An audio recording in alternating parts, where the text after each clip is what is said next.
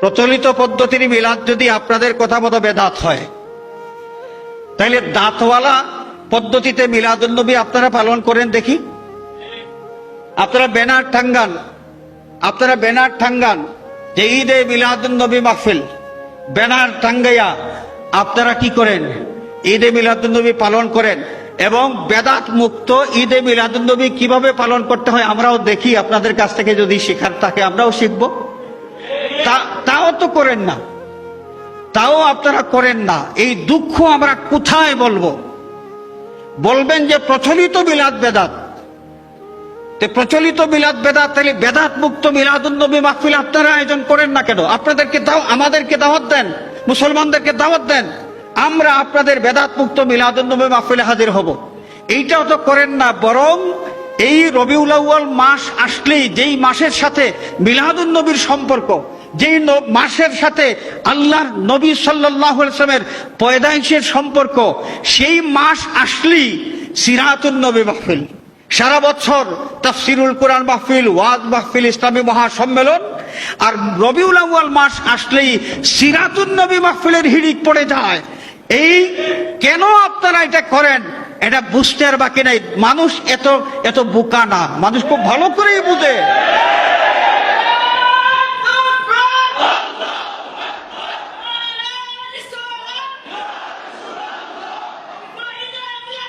জিন্দাবাদ। হাজিরিনে কেরাম, মানুষ ভালো করেই বুঝে যে মিলাদুন্নবীকে টেক্কা দেওয়ার জন্য এবং মিলাদুন্নবীর থেকে মানুষকে ফিরানোর জন্য, যে কাবা শরীফ থেকে মানুষকে ফিরানোর জন্য আব্রাহা বাদশাহ যেভাবে ইয়ামানে একটা ঘর তৈরি করেছিল, সুন্দর করে নকশা করে, দামি দামি পাথর দিয়া, কিন্তু সে ব্যর্থ হয়েছে, পারে নাই। কাবা শরীফ থেকে মানুষকে ফিরাইতে পারে নাই। তা আপনারা মিলাদুন্নবীর মাসে সারা বছর আপনি সিরাতুন্নবী করলেন না, মিলাদুন্নবীর মাসে এসে সিরাতুন্নবী মাহফিল এই ব্যানার টাঙ্গাইয়া মানুষকে কি বুঝাইতে চান? যে মিলাদুন্নবী কিছু না, সিরাতুন্নবী পালন করতে হবে। আমি আপনাদের সামনে একটা কথা না বললে নয়। এই যে মিলাদুন্নবী আর সিরাতুন্নবী, মিলাদুন্নবী আর সিরাতুন্নবী, এই বিষয়টা আসলে কি যদি আমরা বুঝতে পারি, তাহলে এই হকিকতটা আমাদের কাছে স্পষ্ট হইলে আমাদেরকে কেউ আর মিসগাইড করতে পারবে না। প্রথম কথা, দুঃখের সাথে বলতে হচ্ছে, কিছু ভাই, কিছু বুজুর্গ ব্যক্তি তারা অপবাদ দেন, মিলাদুন্নবী যারা পালন করে এরা সিরাতুন্নবী মানে না। মিলাদুন্নবী যারা পালন করে তারা সিরাতুন্নবী মানে না। এই কারণে তারা সিরাতুন্নবী পালন করেন রবিউল আউয়াল মাস। কতদিন? 1 মাস। বছরে বাকি থাকলো আর কয় মাস? 11 মাস। বাকি 11 মাস আর সিরাতুন্নবী লাগবে না, নাকি? না লাগবে? লাগবে। সিরাতুন্নবী সকাল 10 ঘটিকা হইতে রাত 11 ঘটিকা পর্যন্ত, বাকি সময় আর সিরাতুন্নবী লাগবে না। হাজিরিনে কেরাম, এবারে আসেন সিরাতুন্নবী কাকে বলে আমরা একটু বোঝার চেষ্টা করি। সিরা আন-নবী, এখানে 2টা শব্দ। সিরাতুন, এই শব্দের কি অর্থ? আরবি অভিধান যদি আমরা খুলি তাহলে আমরা দেখব আস-সিরাতু আল খাসলাতু, আস-সিরাতু আত-তরিকাতু, আস-সিরাতু আশ-শরীআতু, আস-সিরাতু আল আখলাকু, আস-সিরাতু আস-সুন্নাতু। সিরত শব্দের এই অনেকগুলো অর্থ আছে। নবীর সুন্নত, নবীর শরীয়ত, নবীর আদত, নবীর তরিকা, পথ পদ্ধতি, নবীর শরীয়ত, নবীর চরিত্র ইত্যাদি। এবারে আপনারা বলুন, নবীর তরিকা, নবীর সুন্নত, এটা কি বক্তব্যের মাধ্যমেই এটা পালন হয় নাকি আমলের মাধ্যমে করতে হয়? আমলের মাধ্যমে করতে হয়। আর আমল আমরা কতদিন করব? রবিউল আউয়াল মাস, সকাল 10টা থেকে রাত 11টা পর্যন্ত, তাইলে 12 মাস। কত সময়? 24 ঘন্টা। এমনকি আপনি যখন ঘুমাইবেন, ঘুমানোর মধ্যেও সিরাতুন নবী আছে। আপনি যখন বাইতুল খালায় যাবেন, আপনি যখন ওয়াশরুমে যাবেন, সেই ওয়াশরুমে যাওয়ার ক্ষেত্রেও সিরাতুন নবী কি আছে। আপনি ব্যবসা বাণিজ্য করবেন, ওইখানেও সিরাতুন নবী আছে।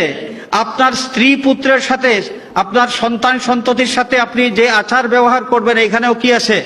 সিরাতুন নবী আছে। এক কথায় একজন মানুষ নবী পাক সাল্লাল্লাহু আলাইহি ওয়াসাল্লামের তরিকা মোতাবেক তার জীবন পরিচালনা করার জন্য জীবনের প্রতিটি ক্ষেত্রে সিরাতুন নবী সাল্লাল্লাহু আলাইহি ওয়াসাল্লাম এটা প্রসারিত, সব জায়গায় আছে। সিরাতুন নবী আপনার সব জায়গায় আছে। দোকানের ক্যাশ বাক্স থেকে শুরু করে ঘরে ঘুমানোর বিছানা পর্যন্ত সব জায়গায় কি আছে? সিরাতুন নবী আছে। এবং সেই সিরাতুন নবী আমলের মাধ্যমে পালন করতে হয়। এবং শুধু রবিউল আউয়াল মাসে নয়, 12 মাস 24 ঘন্টা সিরাতুন নবী পালন করতে হয় এবং আমলের মাধ্যমে সিরাতুন নবী পালন করতে হয়। আমার ভাইয়েরা, এই ব্যানার টাঙাইয়া যে বিরাট সিরাতুন নবী মাহফিল সকাল 10টা থেকে রাত 11টা পর্যন্ত অনুষ্ঠিত হইবে, এই যে দাওয়াতগুলো দেন আমাদেরকে, পাবলিকের কাছে ভুল মেসেজ দেওয়া হচ্ছে। সিরাতুন নবী সম্পর্কে পাবলিককে মিসগাইড করা হচ্ছে। সিরাতুল নবীর আসল মর্ম কি, সেই আসল মর্ম সম্পর্কে পাবলিককে মিসগাইড করা হচ্ছে, বিভ্রান্ত করা হচ্ছে। হাজিরিনে কেরাম, আমরা যারা মিলাদুন নবী পালন করি, আপনারা বলুন, যেই নবীর তরিকা প্রতিষ্ঠিত হয়েছে, সেই নবী জন্মগ্রহণ না করলে নবীর তরিকা কি থাকতো? সেই নবীর জন্মগ্রহণ না হলে শরীয়ত কি থাকতো? সেই নবীর জন্মগ্রহণ না করলে নবীর চরিত্র কি আমরা পাইতাম? হাজিরিন, তাইলে সিরাতুন নবীর আগে হলো মিলাদুন নবী। এবং মিলাদুন নবী এটা এমন একটা বিষয় যেটা জানার মাধ্যমেই এটা শেষ হয়ে যায়।